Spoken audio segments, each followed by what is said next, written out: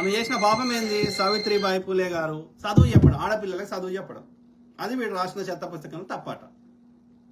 అందుకని వీళ్ళు పెండ వేసేటోళ్ళు ఆమె మీద. పెండ వేస్తుంటే ఆమె 2 చీరలు కట్టుకొని ఒక చీర ఆడిపోయినాక ఇప్పేసి వాళ్ళకి చదువు చెప్పి మళ్ళీ ఆ పెండ వేసిన చీరను తెచ్చి మళ్ళీ కట్టుకొని వచ్చేది.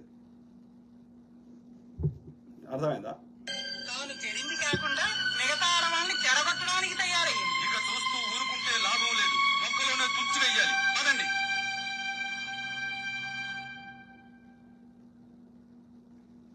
ఆగవే, ఆగు.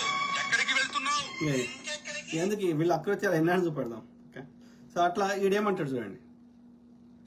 ఈ భూమి మీద ఏ జీవైనా సరే బతికి బట్ట కట్టాలంటే ఆహారం సంపాదించుకోవాలి. ఆ ఆహారం లేకపోతే ఎవరు బతకలేరు. కానీ భారతదేశంలో మాత్రం అన్ని జీవులు ఆహారాన్ని కష్టపడి సంపాదించుకుంటాయి. ఒక్క జీవి మాత్రమే పేయిల